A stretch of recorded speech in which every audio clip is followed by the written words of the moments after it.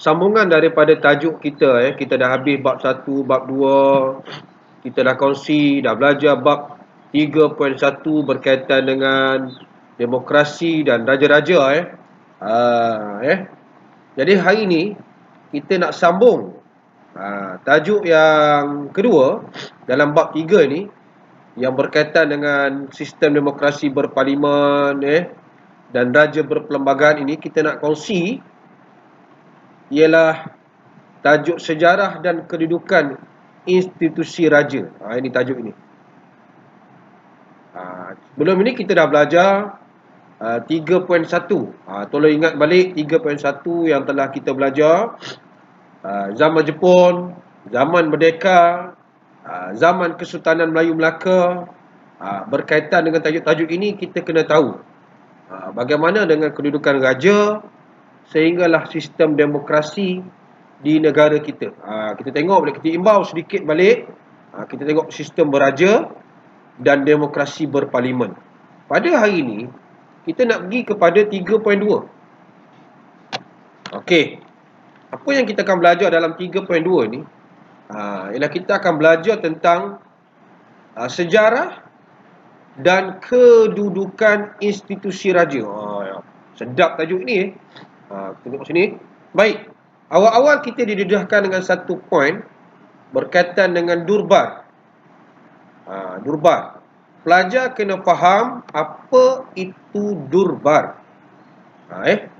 Di sini kita nampak poin yang pertama itu. Majlis raja-raja. Dia kata sini, majlis raja-raja bermula dengan pembentukan durbar. Majlis raja ni satu pertemuan semua raja-raja di tanah Melayu pada waktu itu. Yang mana mereka ini berperanan sangat besar lah dalam pemerintahan negara mengikut perlembagaan baik. Apa itu durbar? Okey, kita nampak tadi dia kata perhimpunan majlis raja-raja. Raja-raja kumpul macam mesyuarat. Durbar ini dibentuk pada tahun 1897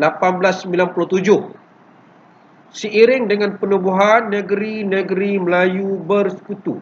Zaman ini British ada ni, 1874 Perjanjian Pangkor. Jadi durbar ini ialah, dalam arti kata yang mudah, ialah persidangan, majlis persidangan bagi raja-raja Melayu yang ada 4 negeri dalam sistem residen itu: Perak, Selangor, Pahang dan Negeri Sembilan.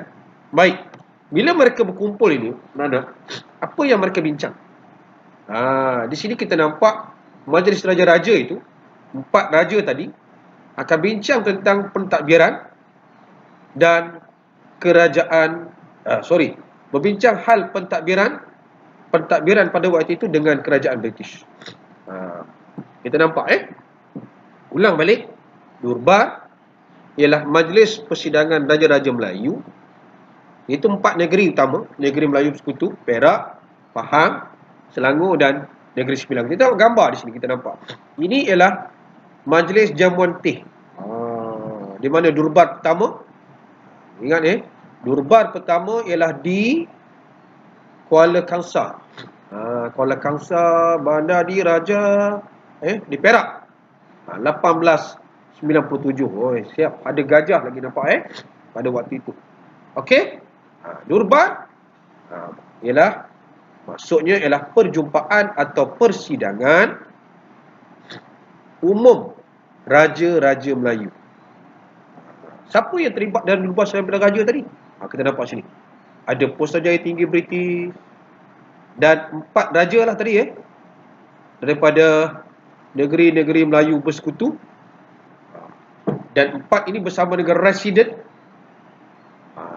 dan setiausaha negeri-negeri Melayu Bersekutu. Baik, kita nampak di situ pelajar. Tengok balik. Ini persidangan durbar yang pertama di Kuala Kangsar. Dia tengok raja-raja dia. Kehebatan raja-raja kita bersama presiden. Kita nampak ada presiden ini British ni kita nampak. Situ. Ini semua orang Inggeris ni Kita nampak ni. Baik. Baik, itu suatu sebelum Perang Dunia Pertama. Selepas berakhir Perang Dunia Pertama, Jepun kalah, pengenalan Malay Union, kita tengok di situ. Majlis Sultan-Sultan semasa Malay Union. Malay Union kita nampak raja-raja ini bangun menentang British. Kenapa kita nampak? Baik, dalam Malay Union 1940, British ni telah membentukkan Majlis Sultan-Sultan, The Council of Sultan. Macam Majlis Jaya Raja jugalah.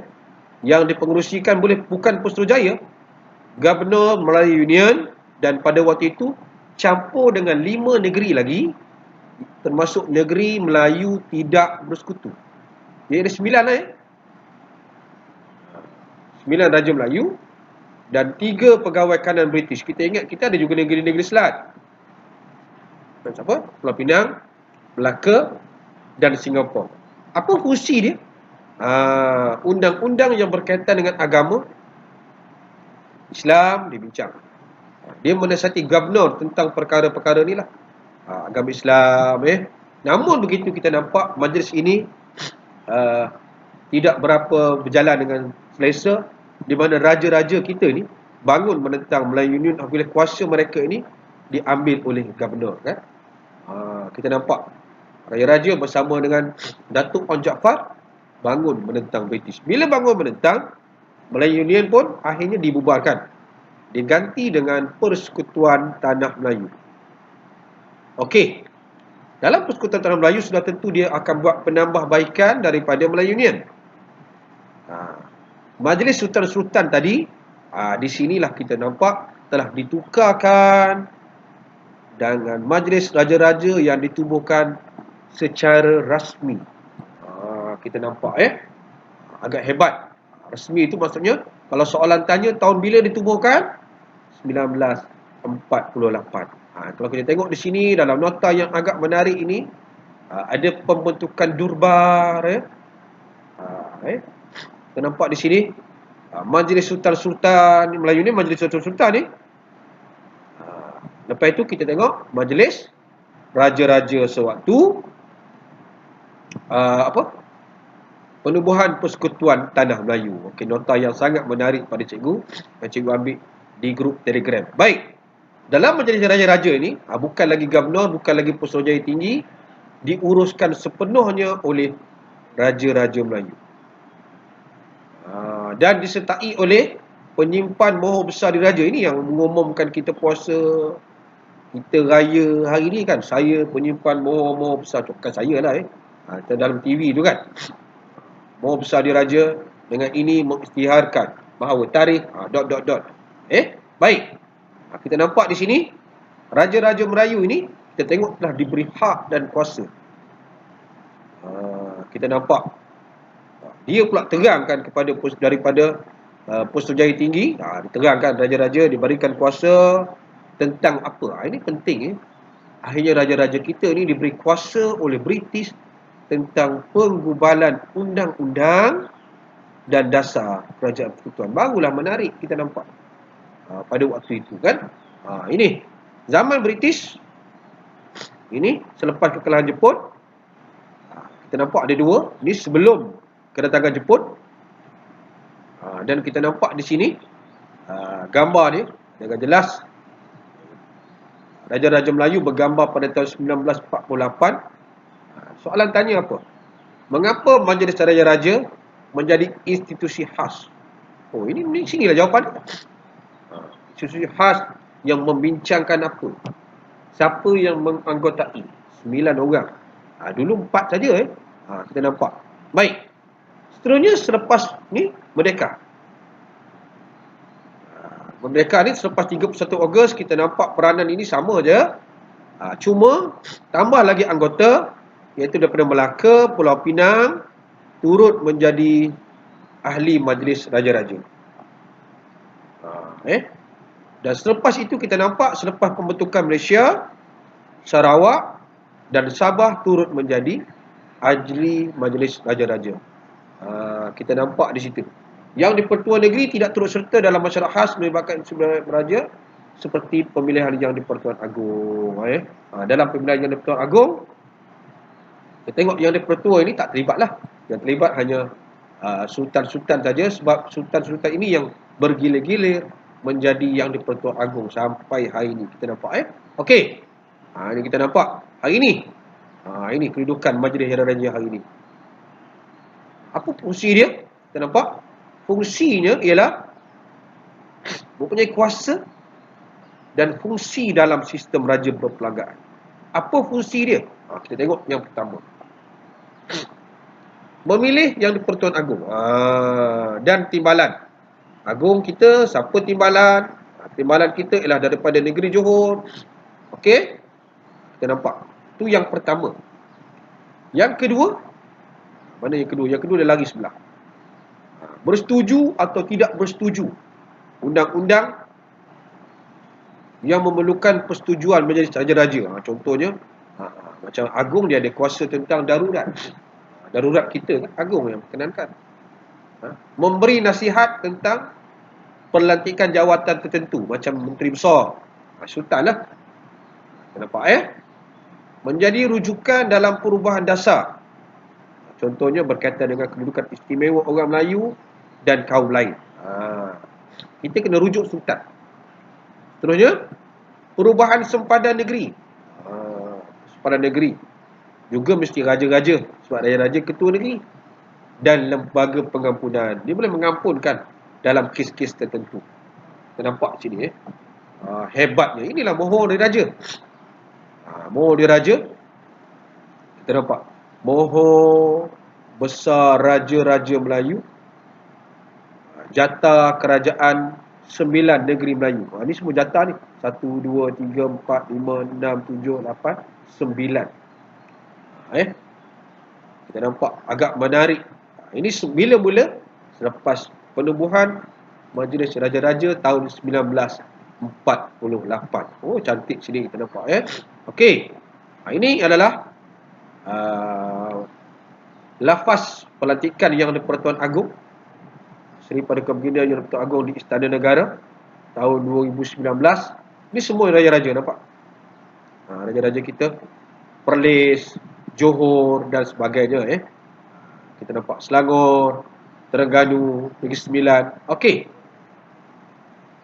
Antara pelantikan yang memerlukan rundingan dengan Majlis Raja ada juga rundingan. Maksudnya kena bincang Perdana Menteri selaku ketua pentadbir dalam sistem demokrasi berparlimen akan bincang dengan yang di-Pertuan Agong untuk melantik siapa, nampak? Ketua Hakim Negara, Ketua Hakim Atasan, SPR. Ini semua suruhanjaya yang kita panggil suruhanjaya bebas. Hebatnya. Jadi institusi raja ini satu institusi yang sangat penting di negara kita sebagai peranan apa nampak ni.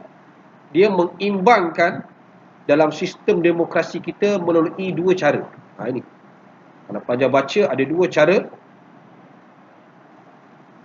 Iaitu apa? Okey, cikgu letak warna lain. Hak untuk dirundingi dalam beberapa pelantikan penting. Pelantikan ni tadi lah. Tengok pelantikan ni.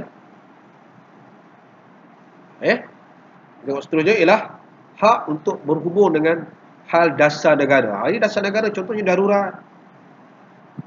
Dan sebagainya. Jadi, sebagai rakyat Malaysia, kita nampak kesimpulannya. Ini ialah penutup. Kesimpulannya, apa kita nak buat? Sepatutnya kita menghargailah Majlis Raja-Raja ini dan kita banggalah kita ada satu majlis institusi yang sebegini yang memang tak ada di negara lain. Itu kita nampak pelajar habis 3.2 kita tengok nota pun menarik. Pelajar boleh dapatkan nota ni di grup-grup Telegram, cikgu tengok boleh tampal dalam buku nota. Bila kita dah habis nanti kita akan buat latihan nampak kan menarik untuk kita baca kan. Fungsi Majlis Raja-Raja ada 7 tadi kan. Sampailah kita nampak situ. Baik. Cikgu rasa kita kelas kita pendek. Pelajar belajar. Latihan cikgu akan bagi. Buat latihan. Baca. InsyaAllah cikgu yakin anak-anak akan boleh berjaya dengan izin Allah SWT dalam SPM. Sekian. Jumpa lagi pada siri 3.3 nanti. 3.3 apa? Yang di-Pertuan Agong dalam sistem perlembagaan kita. Okey. Itu